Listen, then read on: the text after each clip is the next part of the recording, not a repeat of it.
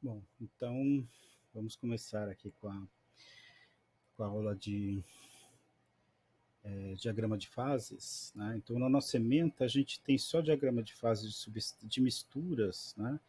Mas eu acho que é bastante importante, eu acho que vocês não tiveram, né? O diagrama de fases de substâncias puras, né? O equilíbrio, né, de substâncias puras. E se tiveram, a gente dá uma revisada também, né? Mas é uma parte da fisicoquímica que é bastante importante e é exigida também, né? Em concursos que pedem fisicoquímica do curso superior, né? Geralmente tem também o trabalho com diagrama de fases. Tá? Então, aqui nós vamos então fazer uma pré-diagrama de fases, né, que seria de misturas. A gente vai trabalhar um pouquinho com o diagrama de fases de substâncias puras, né? Nós vimos alguma coisa, e aí eu vou tentar remeter um pouco, né? Tudo volta à inorgânica, né? Acho que vocês vão lembrar pro resto da vida de mim pela inorgânica, mas e acho que tem eletroquímica, talvez eu vou puxar também um pouquinho para o lado da inorgânica, né? Mas é tudo físico-química e inorgânica são e tudo está interligado, né? Uma visão mais holística da química, tá certo? Então, como a gente também trabalhou bastante com potencial químico, então vou dar um foco bastante grande no potencial químico e algumas coisas que são mais um trabalho de construção do diagrama de fases, eu vou pular um pouco, mas se vocês tiverem interesse, né, tem lá no capítulo 4 do Atkins, tá certo? Então toda essa parte de diagrama de fases de substâncias puras, ou o equilíbrio de substâncias puras, tem no capítulo 4 do Atkins, tá certo? Então é interessante, mas aí talvez a gente vai perder bastante tempo, porque aí pegaria o capítulo inteiro, né? O capítulo 4 eu queria ser rápido, mas provavelmente vai ser demorado aqui essa revisão, né, do diagrama de fases de substâncias puras, mas eu espero que fique claro também algumas coisas, né? Sempre fisicoquímica, quanto é igual literatura ou um poema. Quanto mais a gente lê, mais a gente aprofunda e tem visões diferentes, né? Mas teoricamente, nas ciências exatas é uma visão só. Mas quanto mais a gente estuda, mais a gente tem insights, né? Principalmente na fisicoquímica, certo? Bom, então aqui não se assustem, né? Mas essa daqui é uma revisão, né, para a variação da energia livre de Gibbs, então vamos por partes. Então, na fisicoquímica, a gente tem que fazer um trabalho de formiguinha, né? Não é só se obstáculo todo, e sim analisar as partes para depois a gente pensar num todo, tá certo? Então vamos por partes, né? Que nem o Jack Estripador, né? Vamos por partes. Então, aqui alguns princípios da termodinâmica que a gente precisa, né? Então, essa primeira equação aqui, né, então seria a relação da variação da energia de livre de Gibbs, né, com a temperatura e a pressão, certo? Então, para uma substância pura de composição, substância pura e uma mistura, isso aqui vale para os dois, né? Substância pura e mistura de composição fixa, tá certo? Ou seja, se for uma mistura, o soluto não está variando, a quantidade de solvente não está variando, e a substância pura também a gente considera como invariável aqui a quantidade de mol. E talvez não seja importante também para uma substância pura a variação da quantidade de mol, tá certo? Então, aqui nesse caso, se a composição é fixa, então a variação da energia livre de Gibbs vai depender da variação da temperatura e da pressão, tá certo? E aqui vai estar relacionado com a entropia e com o volume da substância, ok? Então aqui a energia livre de Gibbs é uma função da temperatura e da pressão, ok? Se caso a gente considerar aqui uma mistura e as quantidades estiverem variando, que é o que a gente viu na última aula, então o que, que vai acontecer? Nessa equação, ela vai se complementar aqui. Então, aqui no caso, variação de temperatura independente, variação de pressão independente, e aqui é só a dG por dt e dp, tá certo? Só que aqui o que vai acontecer? Se nós considerarmos a variação do número de mols, a gente pode fazer derivadas parciais, tá certo? Então, por exemplo, a energia livre de Gibbs variando com a temperatura, então vamos considerar aqui funções independentes, certo? Aqui no caso a variação da energia livre de Gibbs com a temperatura, considerando a pressão e o número de mols de soluto, né, considerando uma mistura, constantes, tá certo? Com a variação da temperatura aqui. Aqui a derivada parcial aqui da energia livre de Gibbs com a pressão, então a variação, né, específica da energia livre de Gibbs com a pressão, considerando a temperatura e o número de mols constantes, tá certo? E se eu for variar também os solutos, né, ou as substâncias envolvidas, se forem mais de uma, então aqui eu vou fazer uma derivada parcial também da energia livre de Gibbs com o número de mols de uma substância, considerando o número de mols de solvente, da pressão e da temperatura constante, e aqui a segunda substância, a variação da segunda substância, considerando o número de mols, a temperatura, a pressão, o número de mols do solvente constante e assim por diante, certo? Se a gente for generalizar aqui, né, então essa parte onde há a variação da quantidade de matéria, né, nós podemos fazer uma somatória aqui. Se for um número infinito de solutos, né, a água do mar, a água do rio Tietê, por exemplo, né, é a variação aqui de várias substâncias, né, incluídas aqui, por exemplo, num rio e vai variando conforme ele passa por diferentes cidades, tá certo? Então aqui eu tenho um número infinito de substâncias que estão variando, tá certo? E aqui, isso aqui vai ser a somatória da variação da energia livre de Gibbs com uma certa substância específica, considerando a temperatura, a pressão e a quantidade de solvente constante, tá certo? Nós já sabemos lá das misturas que a gente analisou, que a variação da energia de livre de Gibbs com o número de mols, considerando temperatura, pressão e o número de mols de solvente constante, né? Então essa variação é considerado na a variação molar, né? A variação de energia livre de Gibbs molar aqui, né? Essa variação é o potencial químico, tá certo? Então aqui no caso, se essa variação aqui é o potencial químico, a gente pode substituir, e aqui a gente pode fazer uma generalização, né? Então para um sistema de composição variável, né?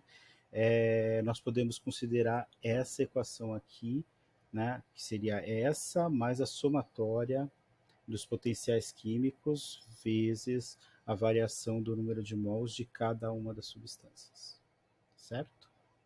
Então aqui é só para a gente generalizar. Mas a gente vai se concentrar nessa equação aqui, certo? Ou seja, nessa primeira, né? Sem considerar aqui se a substância pura, né? Eu vou considerar aqui, não vou ter solvente, eu vou considerar aqui só a variação da energia livre de Gibbs em relação à variação da temperatura e da pressão, certo? Depois, mais para frente, lá na diagrama de fases, de misturas, aí a gente precisa começar a considerar esse terceiro termo aqui, ok? Bom, mas vamos lá. Então aqui, nossa, apareceu uma bolinha diferente, acho que é a configuração do Google, né? Então, na condição de equilíbrio, né? Então, se eu tenho um sistema fechado em equilíbrio, certo? Para que um sistema se encontre em equilíbrio, o potencial químico de cada constituinte deve possuir o mesmo valor em todos os pontos do sistema. Isso a gente já considerou também naquelas nossas considerações de potencial químico, né? Quando a gente estava tendo lá as propriedades coligativas, tá certo? O equilíbrio entre a pressão de vapor e a mistura no líquido e assim por diante, né? Nesse caso, o potencial químico de cada constituinte deve possuir o mesmo valor em todos os pontos do sistema, se ele estiver em equilíbrio, ok? Estando presentes várias fases, né, o potencial químico da substância deve ter o mesmo valor em todas as fases das quais a substância participa. Então, se tem várias fases, né, e se tiver em equilíbrio aqui, né, o potencial químico da substância deve ter o mesmo valor em todas as fases das quais a substância participa. Ok? Para um sistema constituído de um único componente, o potencial químico será a relação entre a energia livre de Gibbs e a quantidade de matéria. Então a gente sempre pode, né, que a gente tinha definido a variação do G, né, ou a derivada parcial de G sobre a derivada em relação ao número de mols, né, do soluto, né, é igual ao potencial químico, certo? Então, aqui no caso, para um primeiro momento, a gente pode fazer a relação entre G e N como se fosse o potencial químico, ok? Então, potencial químico, a energia livre de Gibbs em relação ao número de mols, que é a variação do número de mols, okay? De uma maneira geral, ok? Então, aqui, não sei porque está aparecendo esse ponto aqui, deixa ele lá. Então, aqui considerando essa relação, se nós dividirmos, né, essa equação aqui por N pela quantidade de matéria, o número de mols, né, nós teríamos aqui que dG vai se tornar dμ, ou seja, variação do potencial químico, certo? E aqui, se eu dividir S por N, vai ficar aqui entropia molar, certo? Esse tracinho em cima significa que é molar, ok? E aqui no caso o volume dividido por N também vai virar volume molar, ok? Então nesse caso aqui, se a gente rearranjar aqui, né, fazer uma derivada parcial, considerando aqui a pressão constante, tá certo? Então, considerando a pressão constante, a variação de P aqui é igual a zero. Então, esse termo fica zerado. Então, a variação do potencial químico com a temperatura, considerando a pressão aqui constante, vai ser igual a menos a entropia molar, certo? Isso aqui vai ser importante, né? Esses dois termos aqui vai ser importante. E aqui a mesma coisa, se eu tenho a variação do potencial químico com a variação da pressão, considerando a temperatura constante, então eu vou zerar o dt aqui, vai ser igual a zero, a variação da temperatura não vai variar, vai ser constante, então vai ser igual a zero. Então isso aqui vai ser igual, esse, né, dμ vai ser igual a VDP, tá certo? E aí, como a gente está considerando parcialmente aqui, né, temperatura constante, então a variação do potencial químico com a pressão, né, considerando a temperatura constante, vai ser igual ao volume molar, ok? Depois a gente pode também reescrever isso aqui, né? dμ vai ser importante nas nossas avaliações. Para a pressão constante, dμ vai ser igual a menos S dt, né? E para a temperatura constante, dμ vai ser igual a VDP, ok? Então, aqui eu não reescrevi de novo a equação para não ficar aquele bolo de equação como fiz na primeira transparência, né? Para não assustar muito, mas é importante todas essas derivações. Então, pelo terceiro princípio da termodinâmica, né, que trata da entropia, né, a entropia de uma substância é sempre positiva, né? Então a gente tem os três princípios da termodinâmica, né? Acho que tem até o princípio zero também na termodinâmica, não lembro muito bem qual que é, né? Os dois primeiros estão relacionados mais com a entalpia e o terceiro com a entropia, né? E aqui nesse caso, no terceiro princípio, né, diz dos tópicos desse princípio diz que a entropia de uma substância é sempre positiva, né? Também diz que, né, tudo tende ao caos, tudo tende à desordem, tudo tende a aumentar a entropia. Mas para uma substância, como ela está mais desorganizada, sempre está mais desorganizada do que ela era no início, né? Então sempre está com uma entropia maior, está com uma desorganização. Todas as substâncias têm um certo grau de desorganização, então sempre vai ser positivo, certo? Então aqui nesse caso, né, se nós tivermos um gráfico, né, de potencial químico contra a temperatura, né, a, essa derivada aqui, né, que seria o caso do S, e o S é sempre positivo, então sempre, né, essa derivada, né, vai ser negativa, ok? Então, se a derivada é negativa, né, opa, a inclinação será proporcional à entropia da substância, né? E sempre vai ser decrescente. Se ela é positiva, quer dizer, se ela é negativa, né? Se a entropia é sempre positiva e tem um menos S, então significa que a derivada é a inclinação da reta e esse valor sempre vai ser negativo, né? Ou seja, o coeficiente angular vai ser negativo, né? E vai ser tanto negativo quanto maior for essa inclinação, né? Então, se tem um certo valor do S, né? Ela tem uma certa inclinação. Se ela for mais, se a entropia for maior, o valor vai ser mais negativo e a inclinação vai ser cada vez menor. Quanto maior for a entropia, né? Menor vai ser, ou mais negativa vai ser a inclinação, né? Desse coeficiente angular, ou dessa curva, né, dessa reta, né, em relação ao gráfico. Okay? Isso também vai ser importante para a nossa análise. Okay? Então, aqui, por exemplo, né, nós sabemos, né, que no estado gasoso, né, a entropia de um gás, que está diretamente relacionada com a desorganização, né, então a desordem em um gás vai ser muito maior do que no líquido, no estado ou fase líquida ou fase sólida. Né? Não posso esquecer de falar sobre fase e estado, né, mas eu vou daqui a pouco parar um pouquinho para falar sobre isso. Mas aqui, só para não perder o raciocínio, né?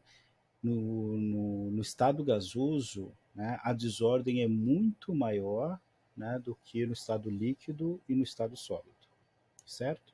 Se a gente observar aqui, né, no estado gasoso as moléculas não têm ordem nenhuma, né? No estado líquido há uma certa interação entre as partículas, né, mas não tem posições específicas, mas há uma certa ordem, elas estão aqui todas, né, bonitinhas no mesmo lugar, estão aqui desordenadas, mas dentro de um espaço aqui. Né? E no estado sólido elas estão ordenadas, dependendo do sólido é altamente ordenado. Né? Então aqui no caso o líquido, né, a desordem no líquido é maior do que no sólido. O sólido aqui, dependendo do caso, quanto mais ordenado, menor vai ser a entropia, né, do estado sólido, certo? Então aquela teoria tudo que é sólido se dissolve no ar, né? Que é do Marx, mas tinha também o programa, né?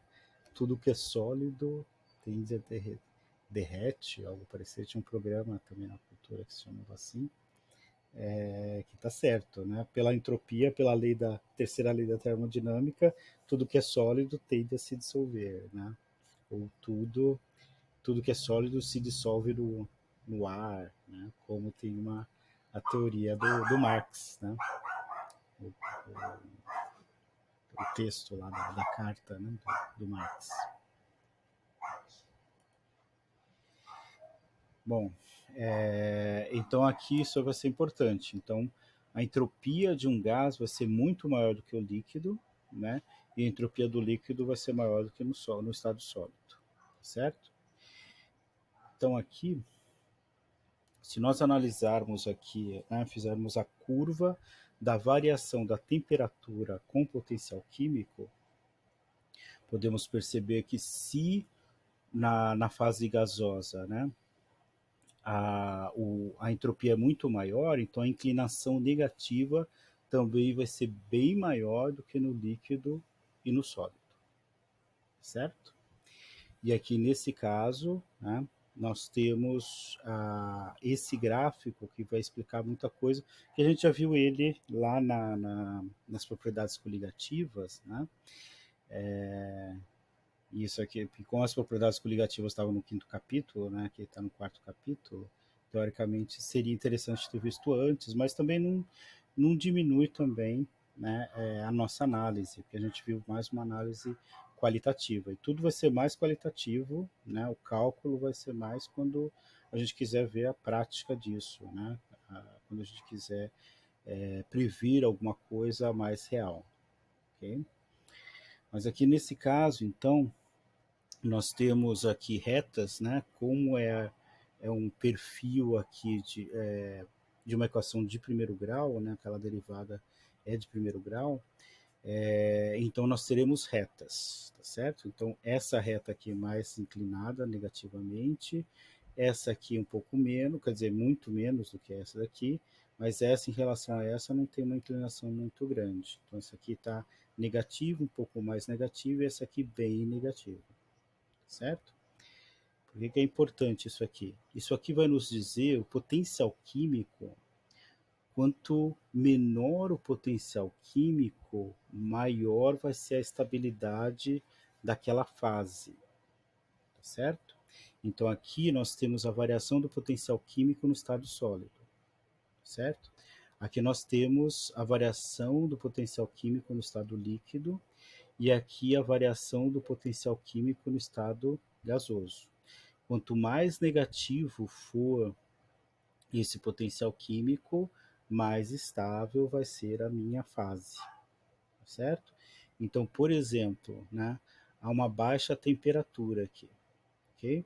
Se nós estendermos aqui o gráfico do líquido, ó, o valor do potencial químico do líquido está maior do que do sólido e do vapor está bem maior ainda, certo?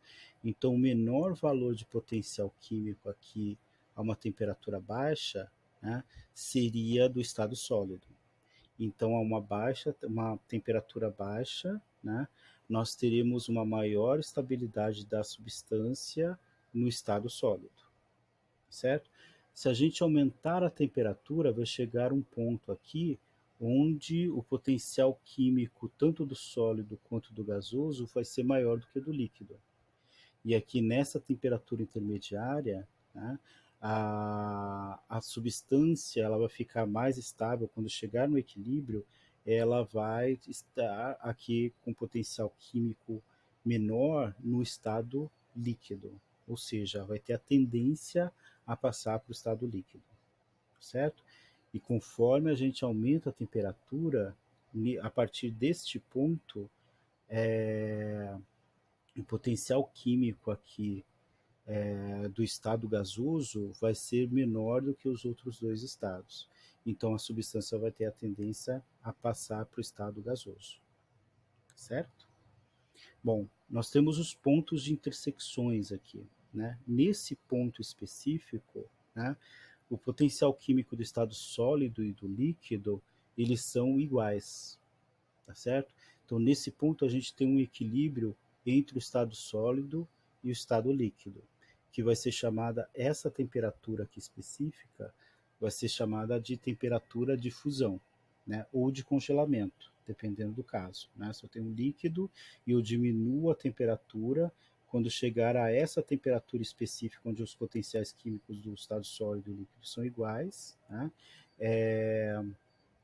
A substância vai começar a, e se continuar diminuindo a temperatura, vai passar do líquido e do sólido para o sólido, e aí esse ponto específico é o ponto de congelamento. Está no estado sólido, né, e está aumentando a temperatura, vai passar pelo ponto de fusão, ok?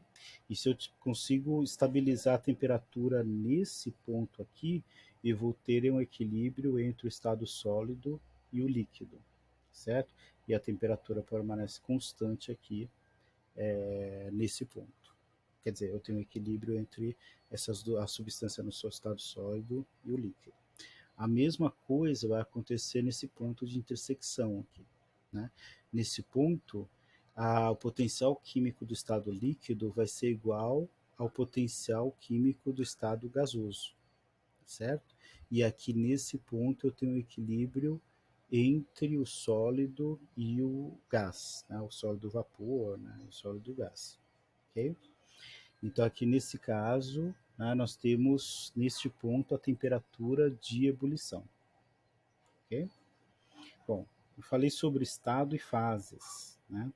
Então geralmente nós temos três estados, né? Fora tem um outro, esqueci o nome, mas geralmente a gente tem três estados físicos, certo? Nós temos sólido, líquido e gasoso, ok? Mas as fases, a gente tem fase líquida, fase sólida, líquida e gasosa. Só que na fase sólida, nós podemos ter várias fases diferentes.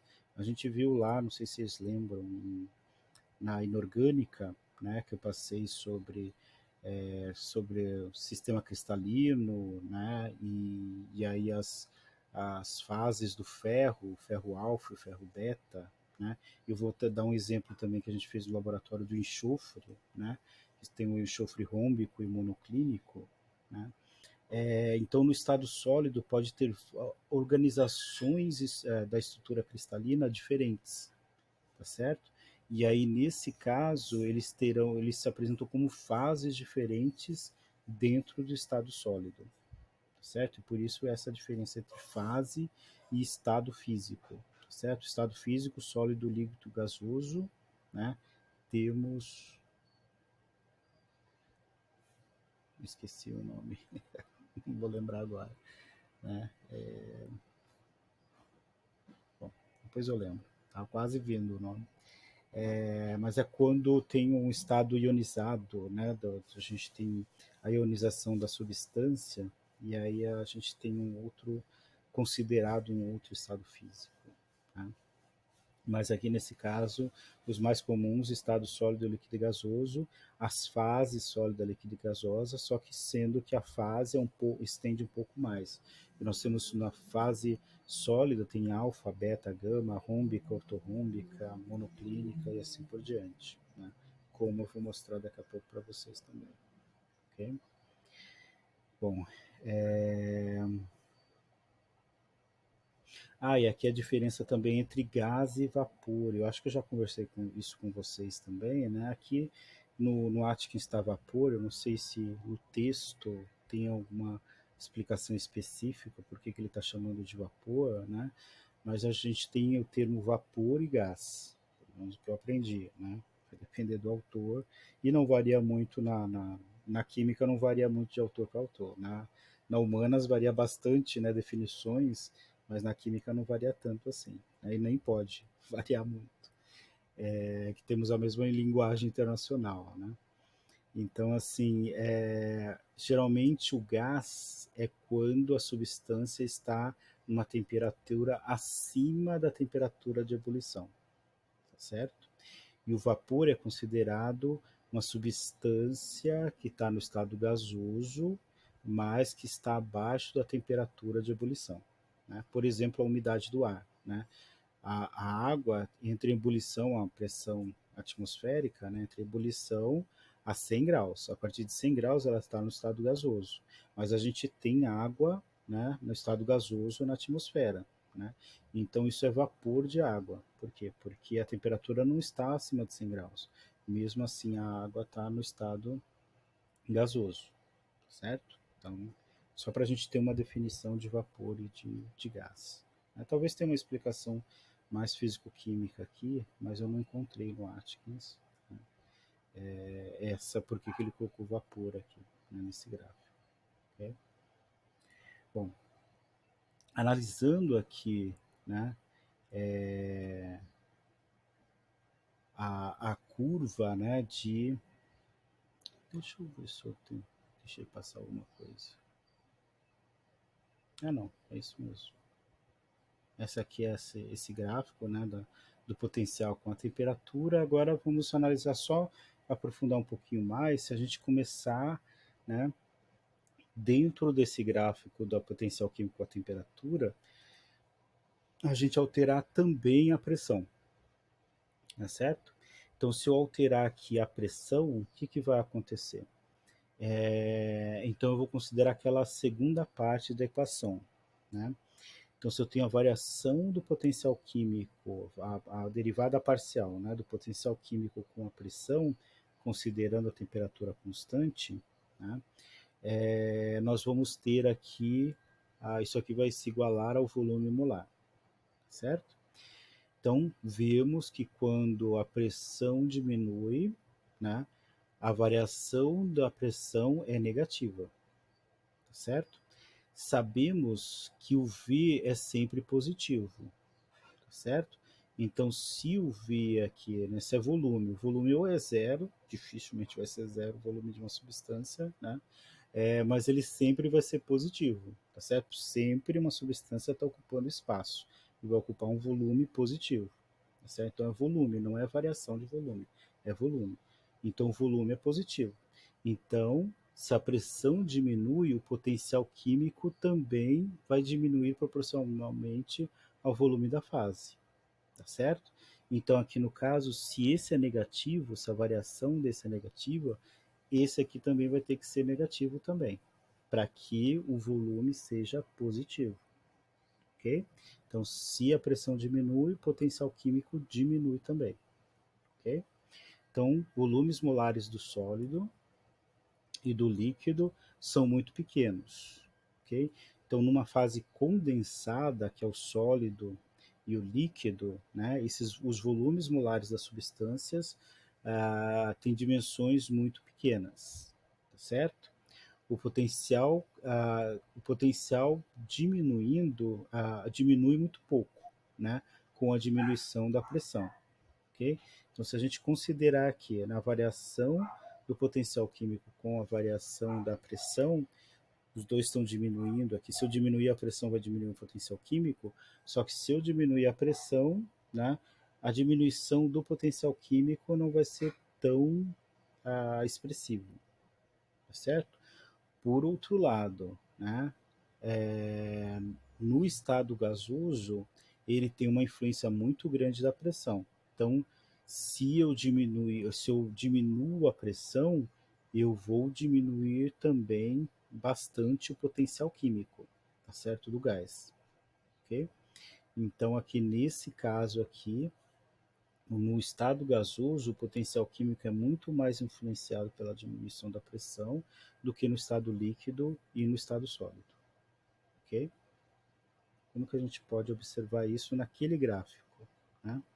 Então, aqui as diminuições, né? Eu tenho o estado sólido, aqui no caso, vamos analisar, o estado sólido está em verde, né? Aqui no caso, a linha reta, né? O sem pontilhado aqui, a linha aqui contínua, né? Estado sólido, líquido em vermelho, gasoso em azul, tá certo?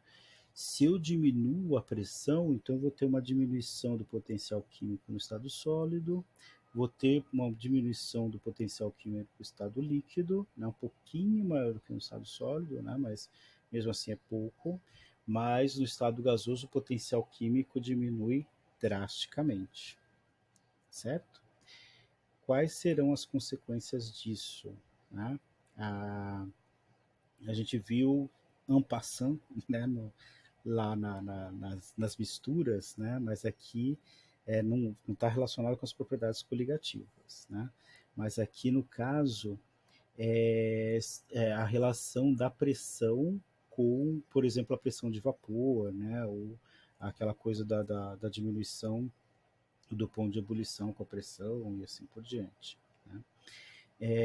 Nesse caso aqui, como essas diminuições aqui não são tão expressivas, né, do estado sólido e do líquido, então a diminuição aqui do ponto de fusão, né, então aqui no caso eu tenho esse ponto aqui, né, que seria o ponto de fusão, e aqui no caso a diminuição aqui do ponto de fusão quando diminuo a pressão, tá certo? Então tive uma diminuição da temperatura de fusão, mas em relação aqui, né, à temperatura de ebulição, quando eu diminuo a pressão, a temperatura de ebulição aqui é fortemente influenciada aqui a variação da temperatura de ebulição quando eu diminuo a pressão, certo? No sistema aqui de uma substância pura, certo? Por que que isso vai ser importante? Porque eu tenho a variação desses pauzinhos, né? Esses três pauzinhos aqui, conforme eu vou variando a pressão, eles podem ir diminuindo aqui. Essa variação aqui é bem maior do que essas duas aqui. E aí, o que que pode acontecer se eu continuar diminuindo a pressão? Aqui. Se eu continuar diminuindo, pode ser que chegue a um ponto em que o potencial químico do estado líquido nunca vai ser menor do que o potencial químico do estado sólido e gasoso, tá certo? Então aqui vai ter a tendência aqui, né, nesse ponto aqui, eu não vou ter mais temperatura de ebulição e de fusão. Eu vou ter uma temperatura aqui de sublimação, certo? Como acontece, por exemplo, com o iodo, né? Se a gente pega o iodo, né?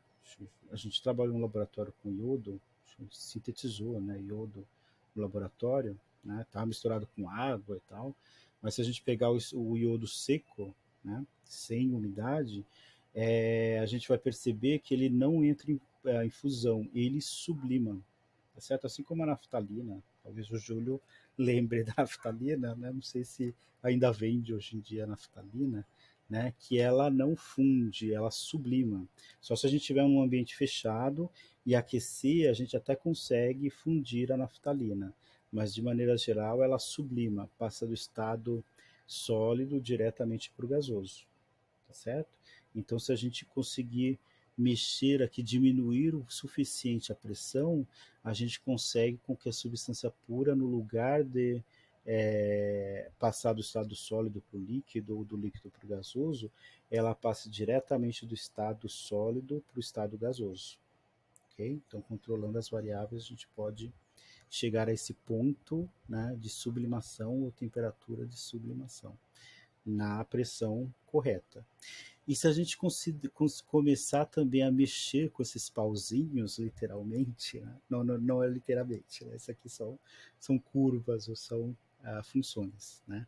Mas se a gente conseguir uma pressão correta, a gente consegue chegar aqui a esse tipo de gráfico, onde todas essas retas se encontram. E aqui, esse ponto é chamado de ponto triplo, certo? A temperatura do ponto triplo, ok? O que significa isso? Se eu conseguir mexer aqui com a temperatura e com a pressão de maneira correta e chegar a este ponto aqui, eu vou conseguir um equilíbrio entre o estado sólido, líquido e gasoso, certo? Essas três fases conseguem, né, conviver ao mesmo tempo e estar em equilíbrio, tá certo? Então, assim, esse é chamado o ponto triplo, certo? Bom, então aqui nós temos agora um gráfico, né, típico, né, de uma substância ideal, né, que finalmente chegamos ao diagrama de fase. Então, assim, se a gente conseguir aqui manipulando, né, aquelas equações que eu mostrei, essas equações, né, e começar a trabalhar sólido, líquido, líquido, gasoso, gasoso sólido, né, nós conseguimos traçar curvas, né, de onde o potencial no estado sólido vai ser igual ao potencial no estado líquido, né, e aí as variações de temperatura e pressão nessas igualdades, né. Se eu conseguir igualar essas equações, isso tem descrito lá no Atkins, eu vou, né, não vou descrever essas derivações dessas equações, a gente consegue chegar a um diagrama de fases, descrever todos os comportamentos, né, num diagrama relacionando temperatura e pressão, né? Aqui a gente relacionou, né, o potencial químico com a pressão, o potencial químico com a temperatura, né? Aqui com a temperatura e com a pressão, né? E se a gente juntar esses dois, a gente consegue montar um diagrama de fases, né? E é muito mais prático se a gente tiver esse diagrama de fases, e geralmente a gente trabalha só diretamente com o diagrama de fases, né? O potencial químico é muito complexo, aí o pessoal vai direto, mas tem um fundamento teórico, como eu já disse para vocês, né? Tudo tem um fundamento teórico.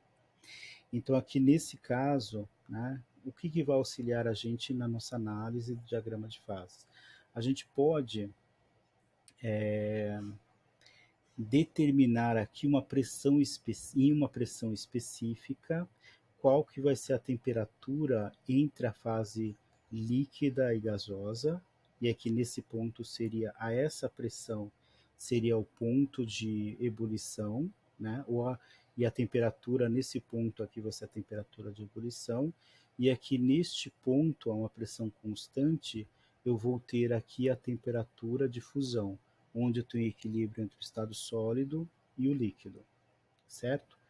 Nesse diagrama de fase a gente pode ver também o ponto triplo, né? Que seria aqui o equilíbrio entre a fase sólida, líquida e gasosa, né? E aqui também, em algumas substâncias, apresenta o ponto crítico. Então, esse é o triplo e esse aqui é o ponto crítico, né? O que seria esse ponto crítico? Esse ponto é a uma alta pressão, a uma alta temperatura, dependendo do recipiente, dependendo da substância, e eu não consigo mais distinguir se a substância está no estado líquido ou no estado gasoso, né? Então, geralmente a gente tem duas fases, né? O líquido em equilíbrio com o gasoso, mas se eu aumentar a temperatura e a pressão no sistema, vai ficar tanta substância no estado gasoso, né? E aí vai chegar um momento em que o gasoso vai se juntar com o líquido e vai formar uma fase só, né? Mas vai ser um equilíbrio, nem é um estado líquido, nem é um estado gasoso, é um estado crítico, né? Onde, lembrei outro estado, que é o de plasma, né? Ah, temos um quarto estado físico, que seria o plasma, né? Mas é que nesse ponto crítico também seria essa mistura entre o estado líquido e o gasoso, certo? Então, a partir desse ponto crítico, nós temos essa mistura entre esses dois estados. Okay? Bom, então vamos analisar, já que a gente passou, chegamos até aqui, né? Vamos analisar aqui, por exemplo, o diagrama de fases da água. Okay? Então, primeira coisa interessante da água, né, é que nós temos, né, a água, quando ela está no estado sólido, ela tem um volume maior do que no estado líquido, tá certo? Não sei se já colocaram garrafa de água, né, garrafa de vidro com água no congelador, e ela pode quebrar a garrafa de vidro, né? Por quê? Porque no estado sólido, né, o volume da água ela aumenta, tá certo? E isso vai ter um reflexo aqui no diagrama. Essa inclinação aqui, ela vai ser negativa. Geralmente, né, no diagrama normal, né, essa aqui está inclinado, né, positivamente. Aqui no caso, esse equilíbrio entre o estado sólido e líquido para a água, né, ela tem uma inclinação negativa aqui, né? E isso tem a ver com a diminuição do volume, né, é, da água quando está no estado líquido, ou o aumento do volume quando está no estado sólido. E por isso que a água, o gelo boia na água, né? Porque como aumenta o volume do gelo, então ele vai ter uma densidade menor, né, do que a água no estado líquido, tá certo? Geralmente os metais eles afundam, né? Se eu tenho ferro líquido, alumínio líquido misturado com sólido, geralmente o estado sólido ele fica no fundo. Mas no caso específico da água, né, a água tem uma densidade, no estado sólido, tem a densidade menor do que no estado líquido, né? Isso tem influência no diagrama de fases. Ok? Nós vamos analisar aqui, né, o diagrama aqui. Primeiro, a pressão constante a 1 atm. Então, nós temos aqui a temperatura de ebulição a 0 graus, a temperatura de fusão, né, a 0 graus, e a temperatura de fusão de ebulição a 100 graus, certo? O ponto triplo da água aqui, nós temos aqui uma baixa pressão, né? Geralmente milímetros de mercúrio é 758, se eu não me engano, né? Milímetros de mercúrio. Então aqui no caso, como é muito baixa a pressão, foi colocado aqui em milímetros de mercúrio 4,58. Então uma baixa pressão aqui, né? E aqui a uma temperatura próxima de 0 graus, nós temos o ponto crítico, onde nós temos o equilíbrio da água em estado sólido, líquido e o gasoso, certo? e aqui o ponto crítico da água, né, seria 300, que é aqui em cima, né? Aqui é o ponto de, de ebulição. Né? Mas aqui o ponto crítico da água seria 374 graus Celsius e 220 atm, onde eu consigo, num sistema, né, de alta pressão e relativamente alta temperatura, né, eu consigo aqui ter um estado intermediário entre o estado líquido e o gasoso da água. Ok? Bom, uma coisa interessante que eu queria colocar aqui também é sobre, tem várias propriedades que a gente pode analisar, né? Mais uma propriedade interessante aqui é a patinação na neve. Não tem aqui no Brasil, né? Exemplo no Brasil, né? Mas por que que quando se patina, né, o patins no gelo, era como se fosse uma lâmina, né, que passa pelo gelo. A gente só vê nas Olimpíadas de Inverno isso quando a gente assiste, né? Mas aqui é um fato interessante, né, de como que o patins desliza, né, pelo gelo, né? Geralmente, se é sólido com sólido, né, teria a tendência de resfriar ali, endurecer e a pessoa não sair do lugar, né? Mas o que que acontece nesse caso? Nós temos, né, aqui no caso, em cima da superfície do gelo, a gente está em equilíbrio ali a 0 graus, ou um pouquinho abaixo de 0 graus, certo? Então, aqui no caso, a temperatura está a 0 graus e a pressão de 1 atm aqui, ok? Então, aqui um pouquinho abaixo estaria mais ou menos aqui, né? Mais ou menos menos 5 graus, né? Então, estaria nesse ponto. O que que vai acontecer quando eu coloco patins e pressiono, né? Então eu estou colocando todo o peso no meu corpo num filete sólido, tá certo? Então o que que vai acontecer? Né? Se eu estiver aqui, eu estou aumentando a pressão, né? Consideravelmente aqui que eu estou todo o peso do meu corpo em cima de um espaço muito pequeno. Acho que vocês aprenderam em física, né? A pressão é diretamente proporcional à massa vezes a área, né? A área, e ali a área do filete ali é bem pequena, né? Então vai ter uma alta pressão ali, né, sobre essa lâmina, né? Então eu vou aumentar consideravelmente a pressão aqui. E aí o que que vai acontecer? A pressão embaixo desse filete de metálico vai ser muito alta, e aí nesse caso, né, porque o gelo seria água no estado sólido, a essa pressão, a tendência do gelo é passar aqui, se aumenta muito a pressão, vai passar aqui para o estado líquido, né? Fora que com a fricção também aumenta um pouquinho a temperatura, né? Então eu vou passar para esse ponto aqui, tornando a água ali naquela micro-região, a água ao estado líquido.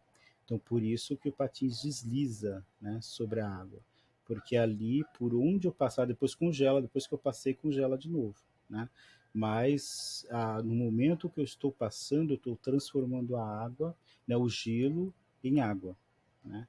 E por isso eu consigo deslizar, né, patinando, fazendo patinação no gelo, tá certo? Tem várias propriedades que a gente pode analisar e uma interessante que sempre exemplo é essa. Pena que é exemplo, não é um exemplo legal, talvez eu tenha que procurar um exemplo mais interessante para a nossa situação de calor, né, no país tropical. Mas esse aqui é um exemplo interessante porque que a patinação no gelo funciona, né? Ou é uma explicação. Algo também que também está distante da nossa realidade, mas é bem, não sei se vocês já ouviram falar, né? É sobre a Antártida, né? Os esquimós eles reconhecem as diferentes fases do gelo, né? Para a gente gelo é gelo, né? Estado sólido, líquido e gasoso, né? Da água, mas dependendo da temperatura e da pressão, né? Assim, se eu tenho um iceberg em cima do gelo, o gelo ali embaixo, né? Dependendo da profundidade que está no mar também o gelo, vai ter uma pressão diferente sobre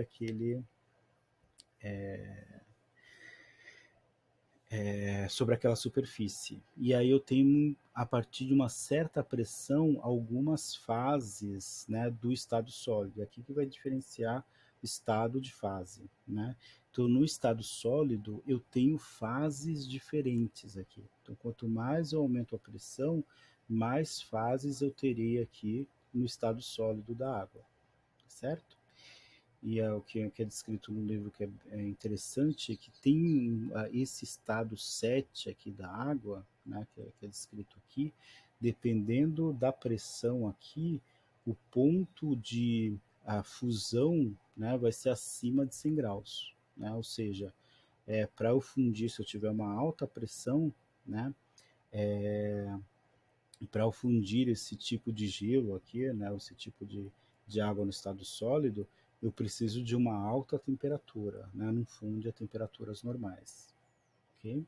Então aqui é interessante notar que a água, né, além daquele comportamento anômalo, aqui não está muito bem, né, descrito, né, a inclinação aqui dessa parte de estado sólido e do líquido, né? Além disso, ela apresenta várias outras fases, né? Tem a fase 11 aqui, ok? No estado sólido tem fases, fases de agregação, né, das moléculas de água diferentes, certo? Isso por causa das ligações de hidrogênio, então a interação vai ser muito mais forte, né? As moléculas no estado 1 aqui, ou fase 1, né? Elas estão bem distantes, as moléculas, então se rearranjam e se expandem, né, ao sólido, e conforme vai aumentando a pressão, elas têm um outro arranjo e vai conseguindo se tocar melhor e formam uma fase um pouco mais densa, certo? Bom, aqui nós temos o dióxido de carbono, que é um exemplo, né, dióxido de carbono bonitinho, né? Então ele é considerado aqui como uma substância ideal, né? Principalmente falando de diagrama de fases, porque o que, que a gente calcula, né, como moléculas ideais que não interagem entre si, né? Então se eu fizer um cálculo de partículas ideais, eu vou ter um gráfico muito parecido com o dióxido de carbono, certo? E aí ele apresenta aqui geralmente, né, a maioria das substâncias apresentam diagramas de fases muito doidos, né? Mas o dióxido de carbono ele é bonitinho porque é como se fosse uma partícula ideal, certo? Então aqui nesse caso, a gente analisando, né, um exemplo também dado no livro, geralmente o dióxido de carbono a 25 graus, né? Se a gente coloca uma alta pressão, ele passa do estado gasoso para o líquido, tá certo? Então a 25 graus, uma alta pressão de cilindro de dióxido de carbono, geralmente ele é armazenado na forma líquida, né? Se eu consigo colocar ele dentro de um cilindro de gás, né? Ele é comercializado na forma líquida, a uma alta pressão dentro do cilindro. Okay? O interessante notar também que, não sei se vocês sabem, né, a maioria das pessoas, pelo menos os técnicos que fizeram técnico, a gente sabe, né, que o gelo seco é dióxido de carbono no estado sólido. Né? Então, gelo seco é gás carbônico, tá certo? Então, se eu pego aqui gás carbônico a 25 graus, começo a diminuir a temperatura e depois aumento a pressão, eu consigo sintetizar aqui gelo seco, certo? Então, dióxido de carbono no ar, né? Eu posso produzir dióxido de carbono e aí eu posso colocar no recipiente diminuindo a pressão e depois aumentando a temperatura. E aí aqui ele vai ter a tendência a entrar em equilíbrio aqui no estado sólido, tá certo? E o interessante aqui é que abaixo, tem um ponto aqui, né? Abaixo de 5,11 atm, né? O dióxido de carbono, ele tem a tendência aqui a passar diretamente do estado gasoso para o sólido, não tem estado líquido estável, né? A pressão ambiente, né? Ou seja, só acima de 5,11 atm que eu consigo ter dióxido de carbono no estado líquido, ok? Abaixo dessa pressão, ou ele vai estar no estado gasoso ou no estado sólido, ok? E por isso que quando a gente pega, por exemplo, o gelo seco, né, a gente não vê gelo seco, né, derretendo, por exemplo, né? O que acontece, ele libera um gás, né? E aí aquele vapor é mais do vapor da água que se condensa, porque está muito gelado, né? Geralmente ele não tem vapores, né? Ele passa aqui diretamente, né, a 1 atm, ele passa direto, aumentando a temperatura, ele passa diretamente do estado sólido para o gasoso. Então ele sublima, né? Só vai passar do estado sólido para o líquido acima a uma pressão muito grande, aqui acima de 5,11 atm, tá certo? Então, algo interessante sobre o dióxido de carbono. E aqui o enxofre, né? Não sei se vocês lembram que a gente queimou o enxofre no laboratório, né? Eu acho que a gente fez isso com a turma de vocês também. Espero que tenha. Porque com a turma de 2019 não está tendo essa possibilidade, né? Vários experimentos a gente não fez, né? Mas aí o que acontece? O rômbico, né? O enxofre rômbico, né? Se eu tenho um, uma amostra de enxofre, geralmente ele está no estado rômbico, tá certo? O que vai acontecer? Se eu aumento a temperatura, ele tem a tendência a passar para o estado líquido. Eu não sei se vocês observaram isso. Quando a gente aqueceu, né, ele começou a entrar em combustão, ele forma uma chama azul, né? É, e aqui nesse caso, né, para quem fez também a simulação da chuva ácida, né, dá para ver que ele tem uma chama azul, né, começa a entrar em combustão, em contato com oxigênio, né, e aí nesse caso gera dióxido de enxofre. Mas se ele não entrar em combustão, ele passa para o estado líquido, e quando ele resfria, ele fica num estado aqui intermediário, que ele é meio vítreo, né, esse aqui é um pouco mais amarelado opaco, né? Mas ele, quando a gente aquece, passa para o estado líquido e diminui a temperatura, ele passa aqui por um estado monoclínico, né? Que ele se torna vítreo, né?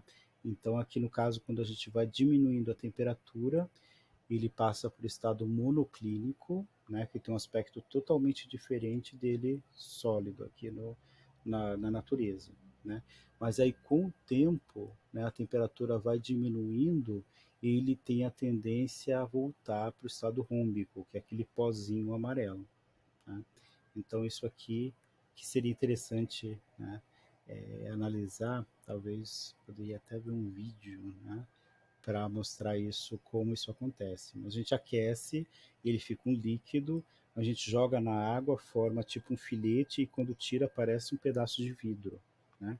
Mas aí com o tempo ele volta a formar um pozinho amarelo de novo, né? Se a gente secar, né, tirar da água, secar, e aí ele começa a se quebrar e aí formar um pozinho amarelo de novo, né? Aqui no caso é interessante porque nós temos, né, duas fases sólidas aqui também, né, e esse triângulo aqui, né, como se fosse o ponto crítico, né, aqui no meio, né, mas ele não tem um ponto crítico, ele tem três pontos críticos, né, tem um equilíbrio aqui entre o rômbico, monoclínico e vapor, tem o equilíbrio entre o vapor monoclínico e líquido, e o equilíbrio entre o líquido, rômbico e monoclínico, né? Então tem três pontos triplos, né? Não crítico, mas três pontos triplos, né? Entre onde estão em equilíbrio três fases diferentes, certo? Bom, quase uma hora de aula. Eu falei que ia durar bastante, né? 59 minutos. Mas espero que vocês tenham aproveitado, né, essa revisão sobre diagrama de fase e substâncias puras. Provavelmente vocês não viram, né? Então por isso que antes da gente entrar no diagrama de fases de misturas, eu queria fazer essa aula de diagrama de fases de substâncias puras, tá certo?